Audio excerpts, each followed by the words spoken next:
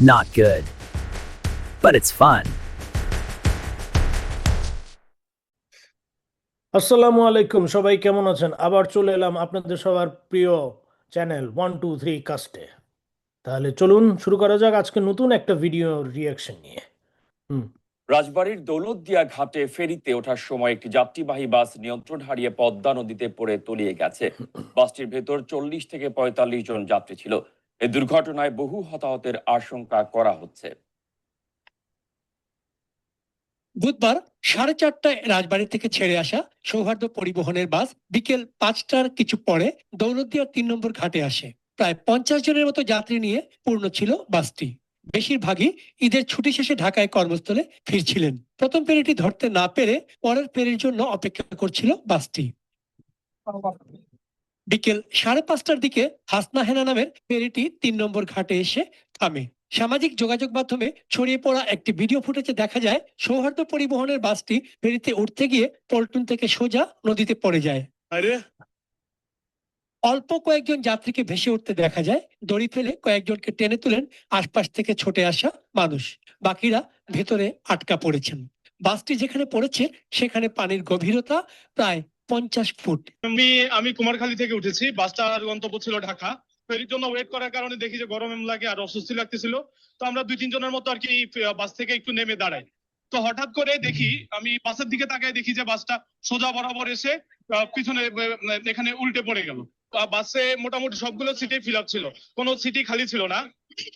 Hamza, 1 minute 20 মিনিটে গাড়িটা উদ্ধার হওয়ার কথা।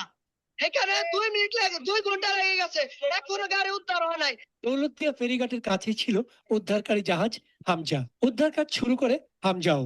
হামজা উদ্ধারকারী হামজা তারা চলে আসছে, হয়তো দ্রুত আমরা উদ্ধার করার চেষ্টা করতেছি। আমরা বাসটা স্টেজ করতে পারছি, তারা কাজ করতেছে। তবে দুর্ঘটনার পরপরই কয়েকজনের মৃত্যু হয়েছে বলে দাবি করেন স্থানীয়রা।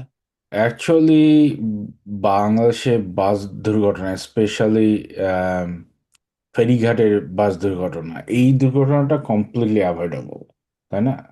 আম, আমি আরেকটা নিউজে দেখছিলাম যে ড্রাইভার চালাচ্ছিল না, ড্রাইভারের হেল্পার চালাচ্ছিল, সামথিং লাইক দিস, অ্যান্ড ও লস কন্ট্রোল লস করে পড়ে গেছে। রাস্তা কিন্তু অনেক বড়, ও কিন্তু সাইড দিক দিয়ে পড়ছে আর কি।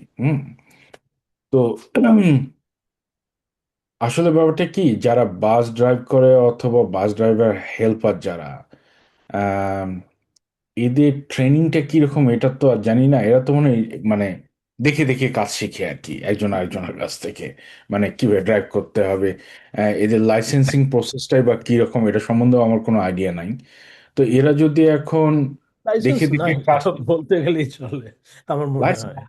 লাইসেন্স আছে কিনা জানি না, বাট লাইসেন্স, লাইসেন্স আর অবশ্যই লাইসেন্স থাকবে। থাকলেও তো ওটা তো মনে হয় ঘুষ দিয়ে ওরা ইয়া করে মনে হয়। মানে ইয়ে করে নেয় আর কি। আম, তো ওরা যদি এখন হাইলি ট্রেন না হয়, হ্যাঁ, এইভাবে বাস চালায়, যেমন কিছু কিছু হাইওয়ের বাস বাংলাদেশে যেমন ইচ্ছা তেমন চালায়। কিছু কিছু ভিডিও দেখিস নেই, মানে উল্টায় যেতে যেতে আবার সোজা হয়ে গেল, এই ধরনের কিছু ভিডিও। তো এরা এই বাস দুর্ঘটনাটা কমপ্লিটলি অ্যাভয়েডেবল ছিল। আই মিন, যদি একজন একজন প্রপার প্রফেশনাল ওখানে ড্রাইভ করতো তাহলে এটা কখনোই হইতো না। এক, সেকেন্ডলি হচ্ছে আহ, এদের কাজের কোনো লিমিটও নাই। এরা দেখা যাচ্ছে 24 ঘন্টার ভিতর 20 ঘন্টা কাজ করতেছে, অথবা 5 ঘন্টা ঘুমাইতেছে, কারণ এরা তো মনে হয় আহ, মালিককে টাকা দেওয়ার জন্য, অথবা কিভাবে যে বাসটা মেনটেন করে আমি জানি না, অথবা এরা বাসটা নেওয়ার পর মালিককে এত টাকা দিতে হয়, বাকি টাকা নিজেদের। তো এরা তো রাশ করবেই, তাই না? রাশের ভিতর দিয়ে যাবে এবং কোনো কিছু মেনটেন করবে না বা মানবে না। হ্যাঁ, হুম। এই জিনিসগুলো যদি মেনটেন না করে তাহলে তো এরকম দুর্ঘটনা হতেই থাকবে। তোর মনে আছে যে বাংলাদেশে যারা আন্দোলন করলো, দ্য ইয়ং জেনারেশন, ওরাই কিন্তু ওই যে আহ, যখন ইয়াং ছিল 5-7 বছর আগে, যখন ওই যে 2018-এ 2018-এ না? 18-এ, টু এই যে 2018 অথবা মানে পরিবর্তন। তখন পরিবহন নিয়ে জানি কি জানি একটা ইয়ে হচ্ছিল, এবং ওরা বিভিন্ন ইয়ে করছিল যে ওরাই সবকিছু ট্রাফিক কন্ট্রোল করতো একটা হ্যাঁ, সার্টেন সময় পর্যন্ত, খুব হ্যাঁ, সীমিত সময়, বাট হ্যাঁ।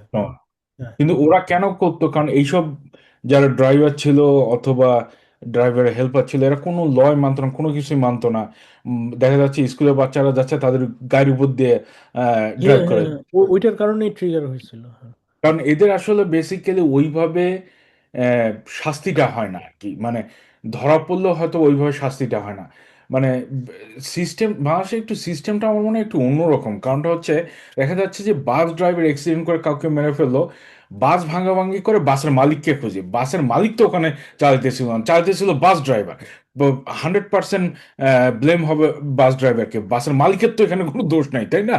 হ্যাঁ, বাসের মালিক মানে বাসায় বাসের বসে আছে। মালিকের হয়তো একটু দোষ আছে যে ওই মানে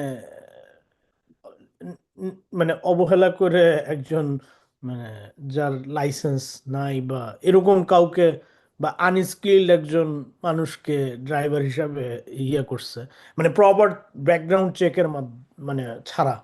তো এটা হয়তো থাকতে পারে, কিন্তু তারপরও যে মেইন দোষী তো হচ্ছে ড্রাইভার।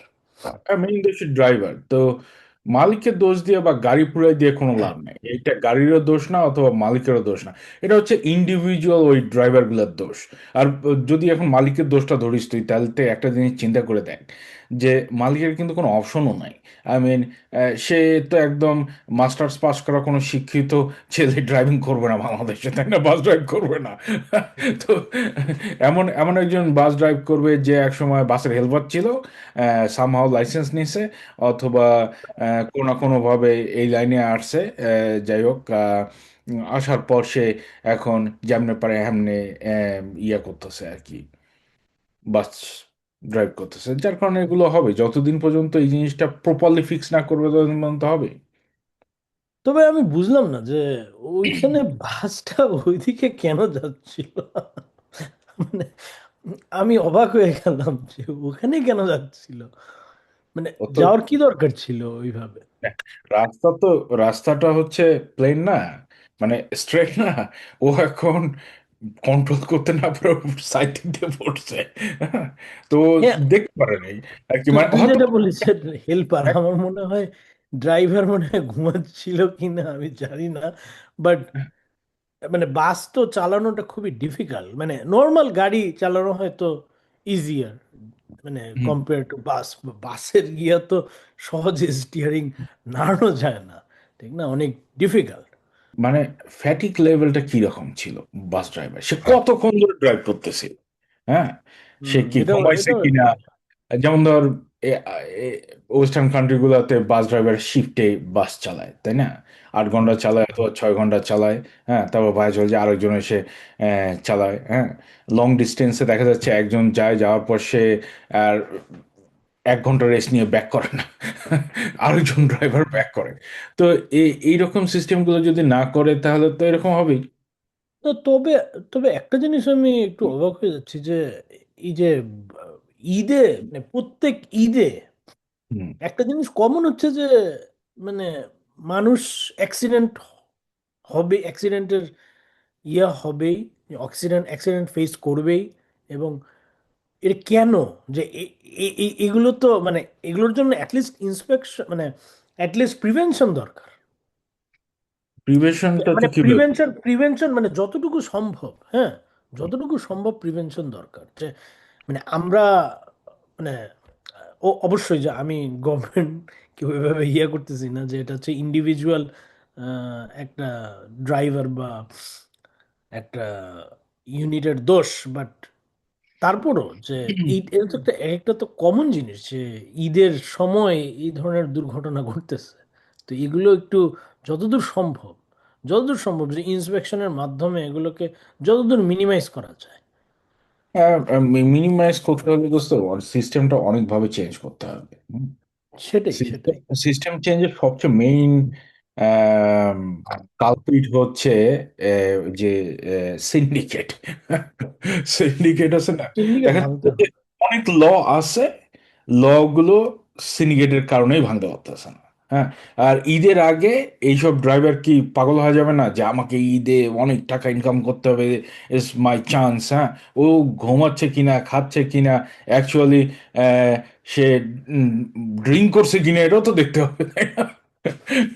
চান রাত বলে, হ্যাঁ। হ্যাঁ, চাঁদরাত Right. বলে ড্রিঙ্ক করছে কিনা, অথবা 2-3 দিন আগে থেকে ড্রিঙ্ক করতেছে কিনা।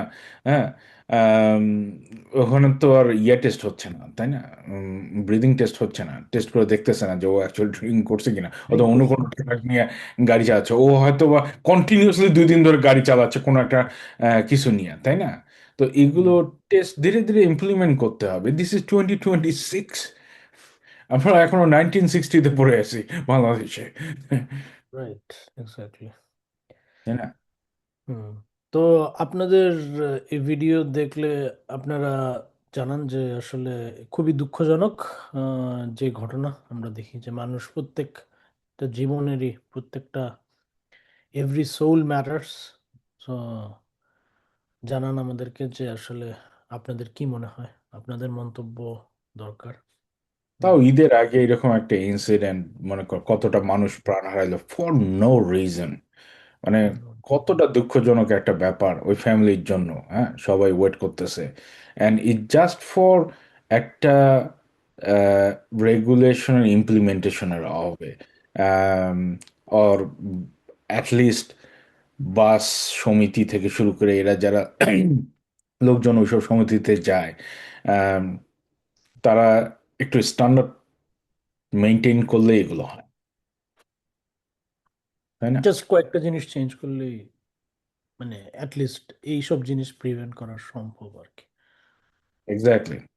যাই হোক, হ্যাঁ, ভিডিওটা ভালো লাগলে আপনারা লাইক, শেয়ার অ্যান্ড সাবস্ক্রাইব করিয়েন, অ্যান্ড বেশি বেশি করে কমেন্ট করিয়েন, অ্যান্ড আপনারা জানান যে কি করলে এইসব দুর্ঘটনা থেকে অনেক মানুষের প্রাণ বাঁচানো যায়। Not good, but it's fun.